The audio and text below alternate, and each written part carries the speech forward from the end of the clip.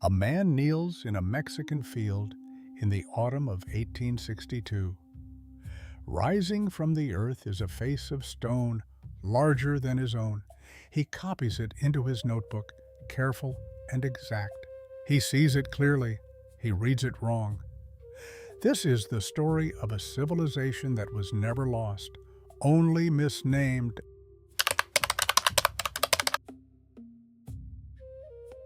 Begin with 3 images: a head of black basalt, taller than a man, carved with a human face so particular it must be a portrait, wearing a tight helmet, its expression somewhere between a frown and a thought. There are 17 of them, scattered across the swamps and fields of the Mexican Gulf Coast.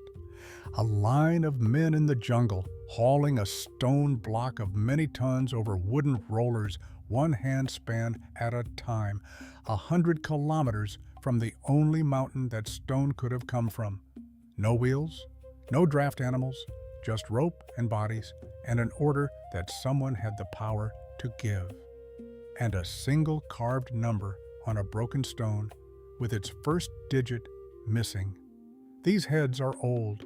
The oldest were carved around 3,200 years ago, more than 8 centuries before the Maya built the cities most people picture when they imagine ancient Mexico. For most of those years, the answer everyone gave was wrong. The faces were filed as Maya, or as some vague forerunner to the Maya, or, in one long-lived theory, as the work of African travelers who had crossed an ocean no one had crossed. So who carved them? When? And why did the people who walked past these stones every day, and the scholars who photographed and cataloged them, take more than 2,000 years to call them by the right name?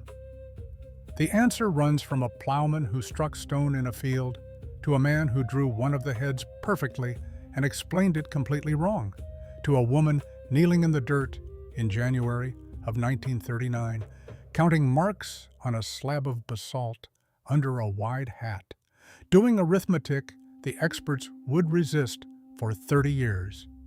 She is sure of the number. She cannot prove it. The proof is buried somewhere she will not find for 3 decades. Everything you are about to see was visible the whole time. It sat in fields and museum cases, looked at, drawn, and labeled. The only thing missing was the name. This is the civilization that was hiding in plain sight.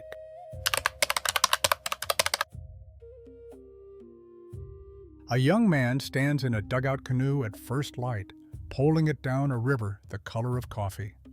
The water is so still, it holds the sky. He pushes the long pole into the riverbed, and it sinks into soft mud and comes back up smelling of fermented earth.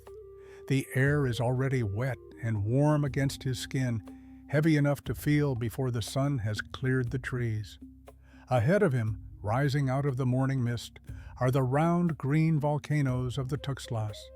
He has lived his whole life inside this sound, or this absence of sound. The jungle swallows the echo. A bird calls, and the call goes nowhere.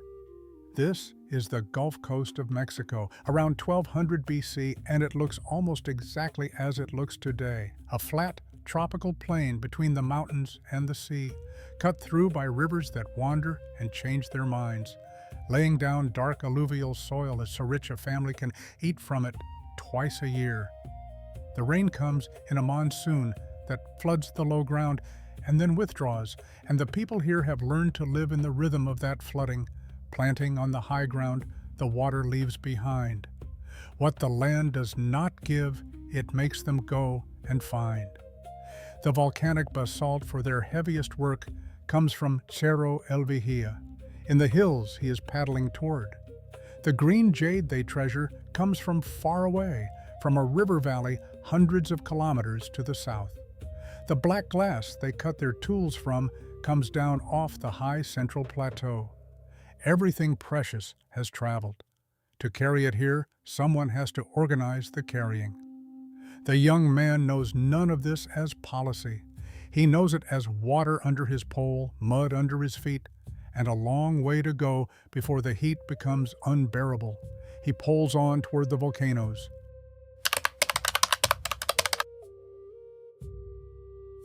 A sculptor crouches over a block of basalt, the height of a man, in the city of San Lorenzo around 1200 BC.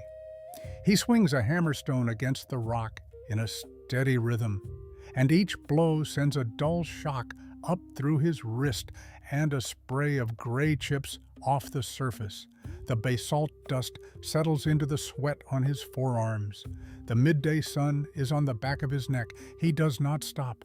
He has been told what this block will become, and it will take many weeks.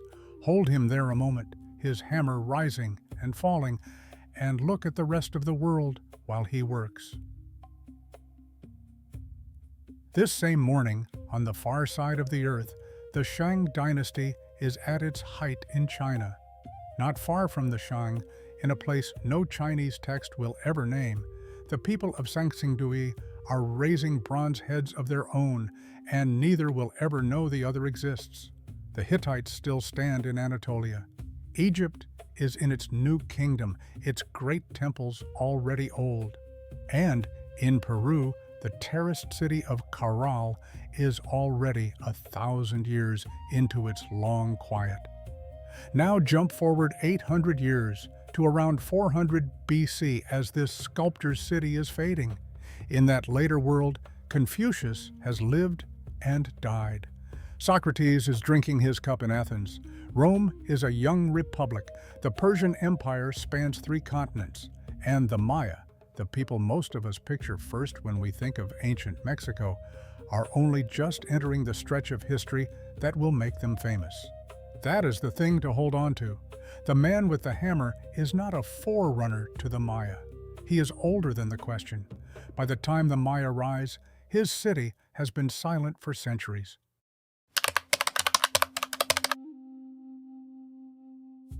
A work supervisor stands at the top of an earthen pyramid in the late afternoon at La Venta, around 700 BC. The pyramid is not finished. Below him, lines of carriers climb the ramp with baskets of packed clay on their backs, and the compacted floor gives slightly under his bare feet, still warm from the day. He bends and lifts one of the baskets to test its weight, and the smell of turned earth comes up at him. The shadow of the structure he is building stretches long across the ceremonial courts below. From up here, he can see the shape of a civilization that has already moved its capital once and will move it again. It began at San Lorenzo, off to the west, the city of the man with the hammer. San Lorenzo rose around 1200 BC and ruled for 3 centuries from a great raised platform above the floodplain. Its builders cut stone drains to carry water through the city. They raised 10 of the colossal heads. And then, for reasons no one now can name with confidence, San Lorenzo declined. Power moved here, to La Venta, where the supervisor stands. This is the apogee. The earthen pyramid he is building will rise about 30 meters, one of the largest structures in the Americas of its age. Around it, his people lay out monumental altars and bury offerings of jade in pits so deep and so rich that to bury them is itself a statement of how much there is to spare. 4 more colossal heads watch over the courts, and one day he knows the center will move again, eastward to a place called Tres Zapotes. He does not know that Tres Zapotes will be the one that matters most to the future. It will be the city that outlives the others, the one still occupied long after the rest fall silent. It will hold the stone that finally makes the world say their name. But that is 400 years away, and the baskets are still climbing the ramp, and the light is going.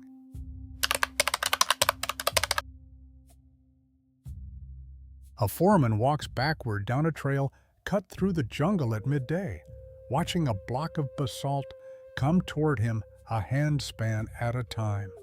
Dozens of men, haul it over wooden rollers, and thick fiber rope runs from the stone across their shoulders and palms. The rope bites in. Loose fibers prick his skin where it crosses his hand. Under the block, the rollers groan, a low wooden sound that comes with every advance. The smell of crushed sap rises from the wood. He calls the rhythm, and on his call, the men pull, and the stone moves forward the width of a hand, and stops and waits for the next call. The block has come from Cerro El Vigía, more than 100 kilometers behind them. It weighs many tons. When it arrives, it will become a face. There are 17 of these colossal heads known today. 10 came from San Lorenzo, 4 from La Venta, 2 from Tres Zapotes, 1 from a place called La Cobata. The smallest weighs around 6 tons. The largest is closer to 40 and stands taller than a man on a horse. Everyone is carved from basalt that had to travel from those volcanic hills by river raft where the water allowed it, and by rolling and hauling where it did not. And every face is different. Each wears its own close-fitting helmet, marked with its own emblems. Each has its own set of features, its own expression, some stern, some almost gentle, 1 or 2 looking faintly amused. They are too individual to be gods. The strongest explanation is that they are portraits, the faces of specific rulers, made to last beyond the men themselves. But the deepest thing the heads prove is not in the faces, it is in the hauling. To move 40 tons of stone 100 kilometers with no wheel and no draft animal, you do not need genius, you need authority. You need someone who can command hundreds of people to pull on a rope in rhythm for weeks and feed them while they do it. The head is a portrait of a king. The road it traveled is a portrait of a state.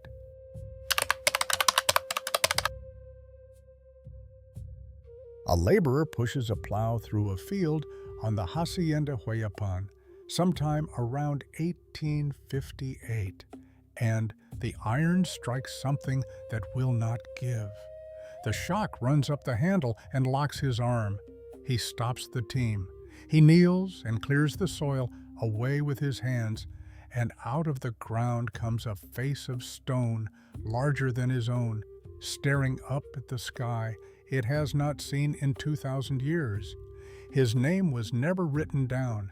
He is the first modern hand to touch this civilization, and we do not know what to call him. He goes back to his work. The face stays where it is, half out of the earth, and the people of the district come to know it the way you know a landmark. 4 years later, in the autumn of 1862, a man named José María Melgar y Serrano comes through the same fields, led by a local worker who knows where the stone lies. Melgar kneels in front of it the way the laborer did.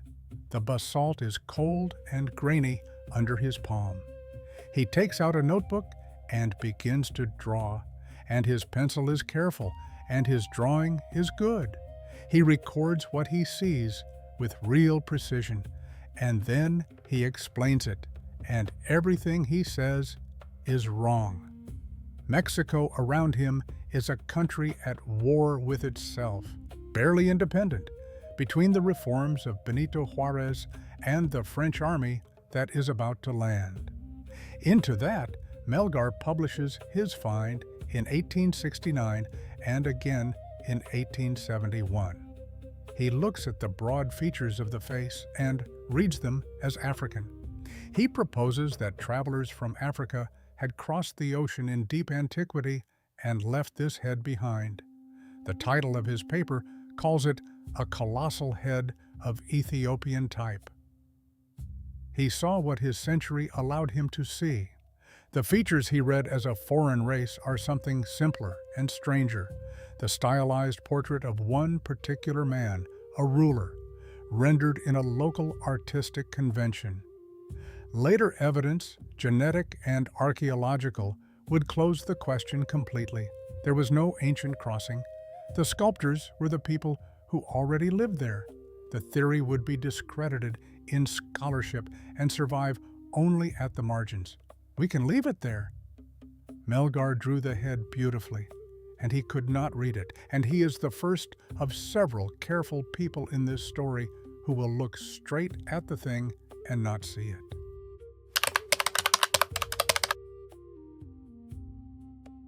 A German ethnologist named Eduard Seller stands over a plate camera in a bright field at Huayapan in 1905, bent under the dark cloth at the back of it. The wood and brass of the camera are warm under his fingers. There is a smell of chemicals from the plates. In the ground glass in front of his eye, the colossal head hangs upside down, sharp and gray, filling the frame. The shutter clicks, and the silence of the field closes back over it. Seller is one of the finest scholars of ancient Mexico alive. He photographs the head with care. He files it as Mexican antiquity, pre-Hispanic, without a specific name. He is looking straight at it, the way Melgar did, and like Melgar, he does not see what it is. This is the long middle of the story, the 70 years between Melgar's drawing and the day someone finally gets it right. In those decades, objects in this style keep surfacing and keep being mislabeled.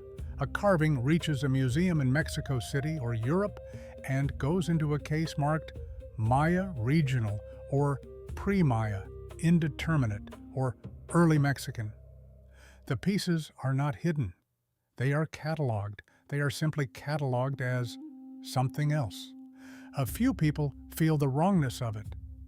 Around 1929, the American scholar Marshall Saville begins to argue, more systematically than anyone before, that these works belong to a distinct and separate culture, not to the Maya at all.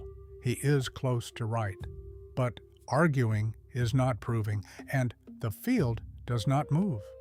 The heads stay where they are, in the fields and in the cases, under the wrong name, waiting for someone to bring the evidence that a label can be built on.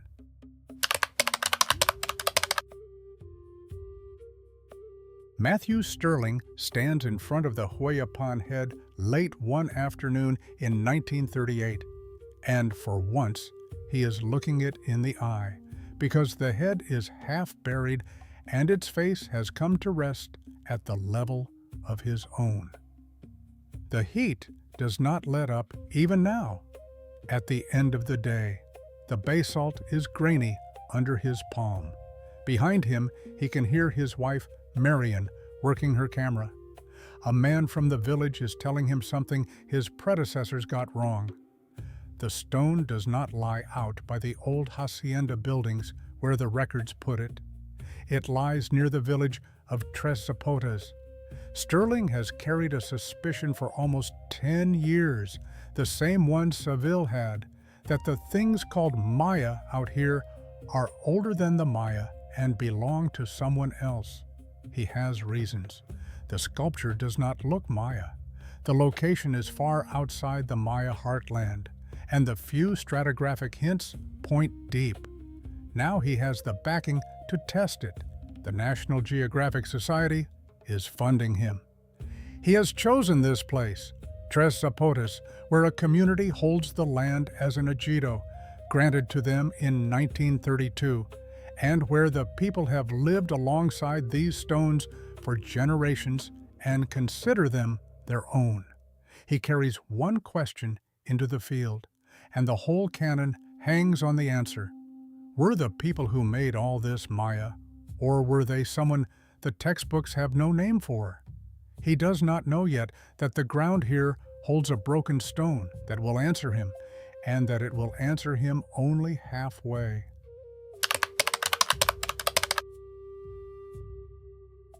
Stop here for a moment and hold the whole shape of it in your hand. A civilization lived on this coast for 800 years. It was the first monumental culture of Mesoamerica, the first to move 40-ton stone, the first to lay out a planned ceremonial center in this part of the world. It rose, it ruled from 3 cities in turn, and it fell silent around 400 BC. Its faces stayed above the ground the entire time. And for 76 years after Melgar drew one of them, the experts who studied those faces could not say whose they were. A plowman touched the stone and had no name for it. A great German scholar photographed it and filed it wrong. An American came close in argument and could not close the case. The thing was never lost. It was only ever mislabeled. In January of 1939, Matthew Stirling steps off a boat at Veracruz and begins to dig at Tres Zapotes. Within weeks, his crew will turn up the stone that forces the textbooks to be rewritten. But the stone will come out of the ground broken, and the half that matters most will not come out at all.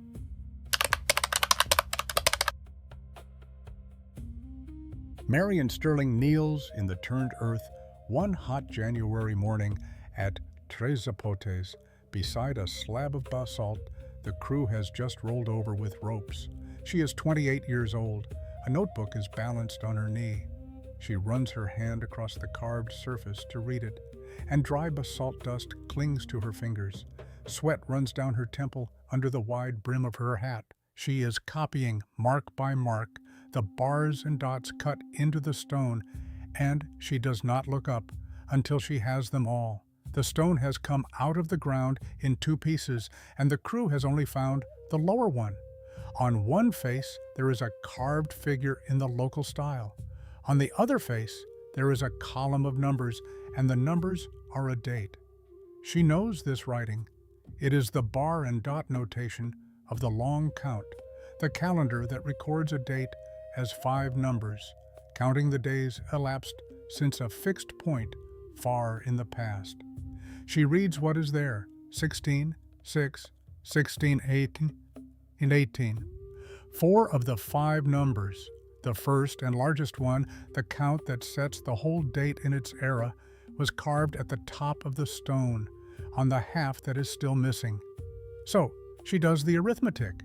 The long count pairs every date with a position in a second ritual calendar, and that pairing has to match. The day named on the stone is a day the records call 6 Esnab. Marion works out which first numbers could possibly produce a 6 Esnab in that position, and only one fits, not 8. 7. Matthew will put it in print plainly. Only a count of 7 satisfies the requirements of the day. If she is right, the full date reads 7.16.6.16.18, and it falls in early September of the year 32 BC. And that is the thing that will divide the field, because it is older than any date the Maya are known to have carved. The implication lands like a stone in water. The long count did not begin with the Maya. Here, the ground has to be firm, because this is exactly where a careless telling goes wrong. The stone Marion is reading is not the work of the people who carved the colossal heads. By 32 BC, those people are 4 centuries gone. This is the writing of their descendants, the Olmec culture that carried on in these same lowlands after the classic Olmec cities fell. So the careful statement is this: the long count appears here in the Gulf and Isthmus country, in the culture that came down from the Olmecs, before any date known from the Maya region. The Maya inherited and refined it. They did not invent it. And the inventors were not quite the Olmecs of the heads either, but the people who came after them in the same place. Marion cannot prove the 7. The proof is the missing top half somewhere in the same earth, and she does not have it. When the Stirlings publish in 1940, part of the field accepts the reading and part resists it. And some resist it precisely because A pre-Maya long count would mean the Maya inherited their calendar instead of inventing it. She is sure of the number. She will wait 30 years to hold it.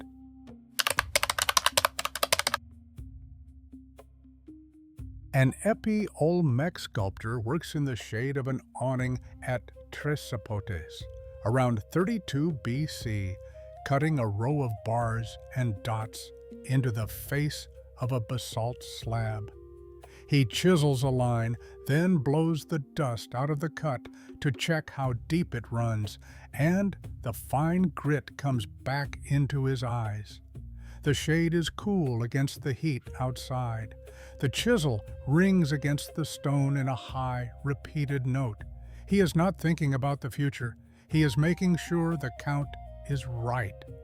This is the man who carves the stone Marion Sterling will read 19 centuries later. And from what he knows and does, you can see almost everything the Olmec world handed forward. He is writing in a true script, the Isthmian or Olmec writing that grows out of the older Olmec tradition. He is using the long count, the place value calendar that, as we just said, appears in this country before it appears among the Maya. The Maya will take both of these and carry them further than anyone, but the seed is here, in the lowlands, in the culture that came down from the people of the heads. And there is more than calendar and script. Look at the imagery the Olmecs left. The were-jaguar, the figure that is half man and half jaguar, becomes the jaguar gods of the Maya and the Aztec earth spirit Tepeolotl. The ritual ball game, played across Mesoamerica for 2,000 years, has its early form among the Olmecs. The planned ceremonial center, with its pyramid and its aligned courts, is an Olmec template. Jade, as the most sacred of materials, more precious than gold, is an Olmec value the whole region inherits. This is what it means to be a mother culture in the careful sense. Not that the Olmecs were the ancestors of everyone by blood, but that the later peoples of Mesoamerica built on a foundation the Olmecs poured. The sculptor blows the dust from his cut and moves to the next sign. He has no idea he is carving a bridge across 2,000 years.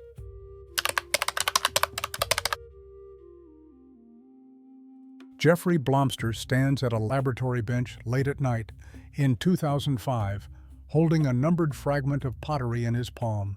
The fluorescent tube above him hums and throws a cold, even light. The shirt is dry and surprisingly light.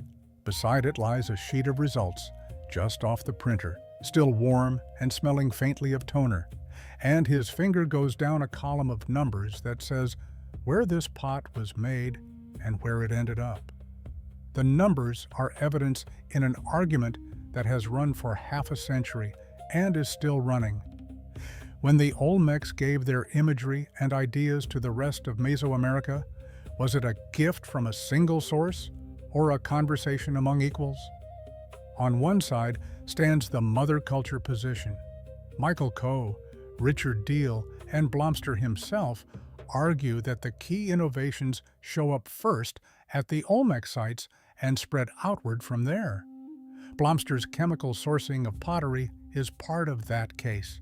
It suggested the Olmec heartland was exporting its distinctive vessels widely, while taking in much less in return. The flow in this reading runs mostly one way. On the other side stands the sister culture position. David Grove, Kent Flannery, Joyce Marcus, and others argue that several regions of early Mexico were developing in parallel and trading in both directions, and that the Olmecs were simply the most monumental members of a club, not its founders. They read the same kind of evidence and find exchange going both ways. Where does it stand now? Most specialists lean toward a version of the mother culture view that the Olmecs were first and most influential, but they lean toward it with qualifications, not as a slogan. This channel does not settle it for you. The honest shape of the thing is a live debate between serious people, and the heads do not care which way it goes. They were carved first. That much is not in question.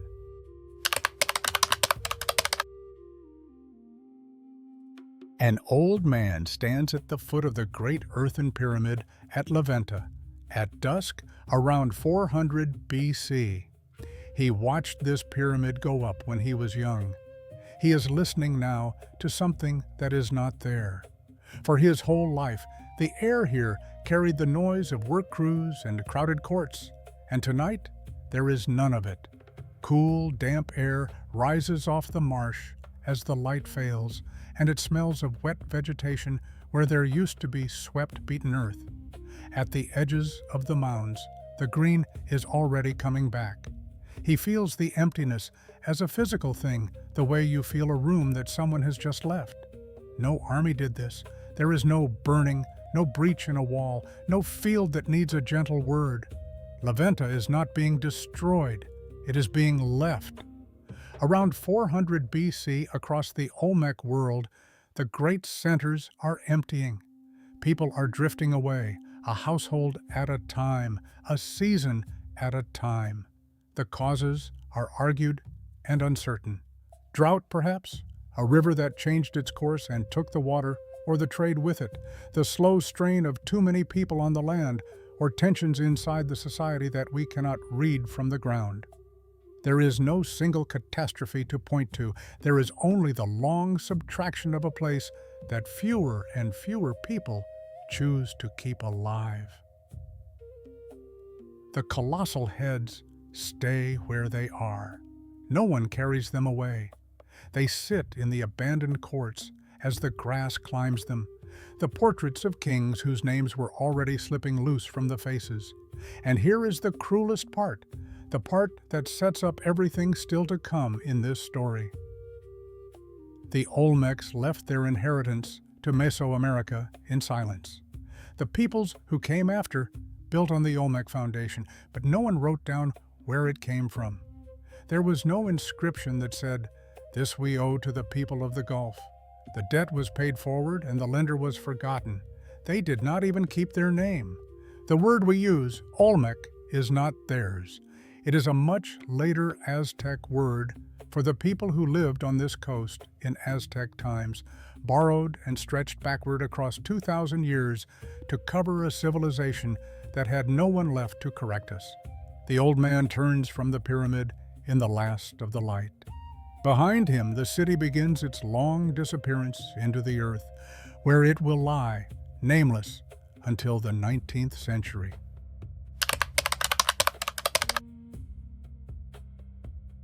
An ejidatario stands in his own plot of land at Tres Zapotes one noon in the 1930s.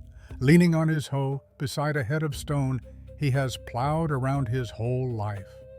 The worn handle is smooth in his calloused palm. The sun is straight overhead on the back of his neck. The head is so familiar that he has almost stopped seeing it. It is the size of a small boulder, and it has the face of a man, and his father plowed around it, and his grandfather plowed around it, and it has simply always been there, the way a hill is there. He knows exactly where it is and what it looks like. What he does not have, what no one in the village has been handed, is the word the outside world would need to make it matter to them. The local knowledge is real, and it is old. It just does not travel up into the language of museums and bit journals. And in those museums and journals, the attention is somewhere else. Ever since the explorers Stevens and Catherwood published their accounts in the early 1840s, the imagination of the educated world has belonged to the Maya, to the jungle cities and the carved temples. The Olmec pieces sit in cases under borrowed labels. The heads sit in the fields with no label at all. The African theory keeps a quiet half-life at the edges, repeated in books like Leo Wieners in 1920. From 1869 to 1939, 70 years run out. This is the exact shape of the third kind of disappearance. The Olmecs were never buried the way a forgotten city is buried. They were never erased from a text, the way an inconvenient memory is erased. They were seen and photographed and catalogued, and stood next to at noon with a hoe in the hand. They were simply filed under the wrong name, which is its own kind of dark.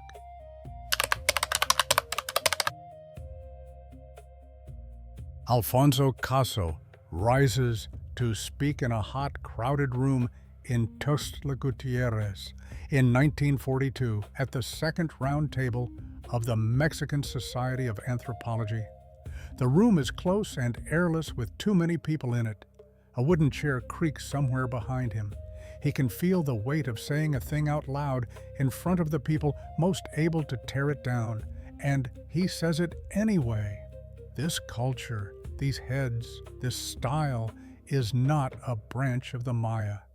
It is the mother culture of Mesoamerica, La Cultura Madre. 3 years have passed since the Sterlings turned up Stela C, and the field has been split ever since. Caso's task in this room is to give the thing a name and a definition it can be argued about properly. He lays out the case for the Olmecs as the source, the foundation the later civilizations were built upon. After this conference, the work changes. Collections start to be relabeled. Museums go back through their cases and correct the borrowed tags. For the first time, there is research aimed specifically at the Olmecs, as the Olmecs, under their own heading. But notice what is still missing, even in this room, even in this victory. Caso is naming a culture that has been accepted largely on the strength of Marion Sterling's arithmetic, and that arithmetic still has a hole in it. The first digit of the date, the 7 she reasoned her way to, has never been seen by a human eye. It is still in the broken upper half of the stone, still in the ground at Tres Zapotes. The name is official, the proof is not. Somewhere in a field, the 7 is waiting.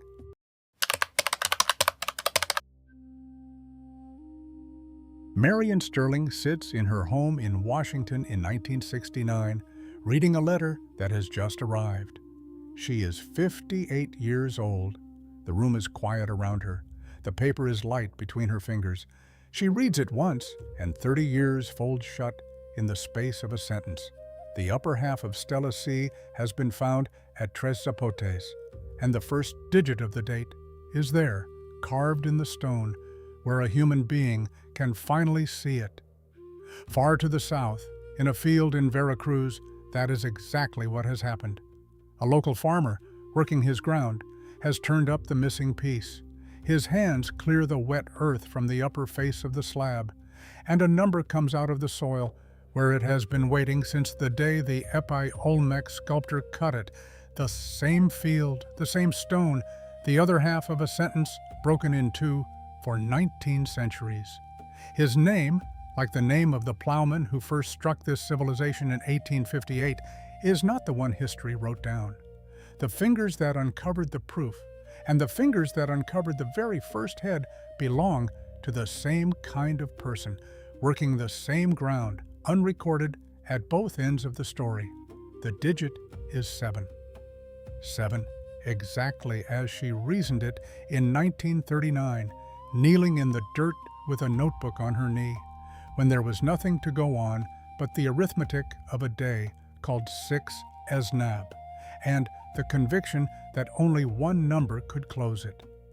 The full date stands complete in stone at last, 7.16.6.16.18, the 3rd of September, 32 BC.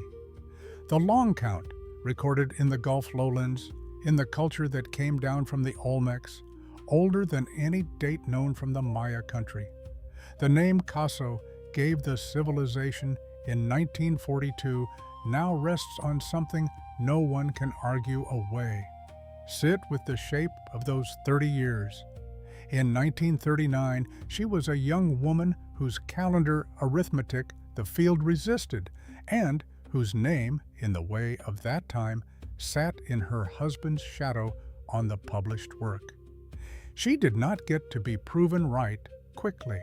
She got to be proven right slowly, across 3 decades, and she lived long enough to be in the room of her own life when the proof came in the mail. The 2 halves of the stone are kept apart to this day, one in the museum at Tres Zapotes, one in Mexico City, a sentence reunited in meaning and still divided in stone. She sets the letter down. She had been certain since she was 28. Now she is simply, at last, correct in front of everyone.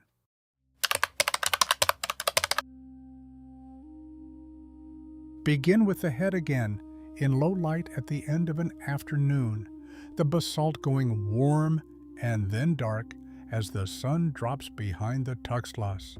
It has worn that same face for 3,000 years. For most of that time, no one looking at it could have told you whose face it was. This is what the Olmecs were, the first monumental civilization of the Americas north of Peru. 8 centuries of cities, San Lorenzo and La Venta and Tres Zapotes, raised one after another on a flooded tropical coast. The people who first moved 40-ton stone with rope and bodies and the authority of a state. The people who shaped the jaguar spirit, the ball game, the planned ceremonial center, the reverence for jade, and handed all of it forward to everyone who came after them in that part of the world. And the people whose descendants, in the same lowlands, were carving a place value calendar into stone before any such date is known from the Maya. So, how do you lose a civilization that never went underground? That is the question this whole story turns on. The Olmecs were not buried like a forgotten city or burned out of the record like an inconvenient memory. Their faces sat in the open the entire time. The plowman touched one. The great scholar photographed one and filed it wrong. The farmer plowed around one every spring of his life. They were seen and drawn and catalogued, and they were catalogued as something else. This is the 3rd kind of disappearance, the quietest and the most unsettling. Not absence, but the wrong name laid over a thing in plain sight. And what carried them back? Not a single discovery, a reclassification. The story of the Olmecs is not the story of someone finding a lost thing. It is the story of people learning to see again what had been in front of them for generations. Think about what that actually took, because it is humbler and stranger than discovery. It took a careful man in 1862 who drew the head perfectly and read it completely wrong, and who still matters, because he wrote it down and someone could come back to it. It took a German who photographed it and filed it under no name. It took an American who argued for the right answer and could not prove it. It took a young woman in 1939 who knelt in the dirt and did arithmetic the experts would resist for 30 years. It took an old conference room in 1942 where the thing finally got its name. It took a farmer in 1969 whose hands lifted the last digit out of the ground. Not one of those people held the whole thread. Each held it for a stretch and passed it on. And several of them never knew they were holding anything at all. The thread was a relay, run mostly by the unrecorded across 110 years, from a plowman's hand to a farmer's hand, with a scholar's certainty stretched taut across the middle of it. And that is the thing to carry out of here. Somewhere right now, there is a case in a museum anywhere in the world with a small printed label beside the object. Some of those labels are right. Some of them are still the best guess of a particular decade, waiting, the way the Olmec heads waited for someone to look again and see what is actually there. Every one of those objects is waiting for its own Marion Sterling, kneeling in the dirt, certain of a number she cannot yet prove. The Olmecs teach us that the hardest thing is not to find what is lost. It is to recognize what was never hidden.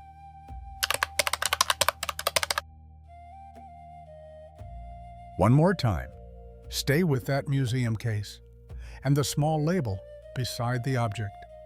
We have spent this hour on a civilization that was never lost, only misnamed, a thread that lay in the open, waiting for someone to read it correctly.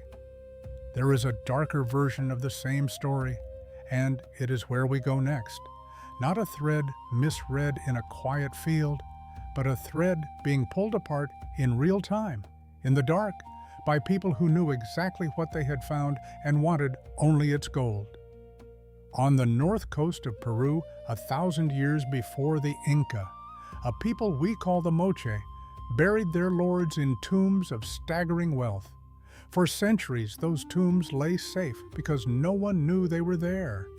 And then, one night, someone did. What followed was a race between the people who wanted to sell the past by the sackful and one archaeologist who threw himself in front of it to save what he could. The thread does not always wait patiently to be recognized. Sometimes it is disappearing while you reach for it. That story is being prepared now. Subscribe to The Long Thread, and we will meet at the next civilization.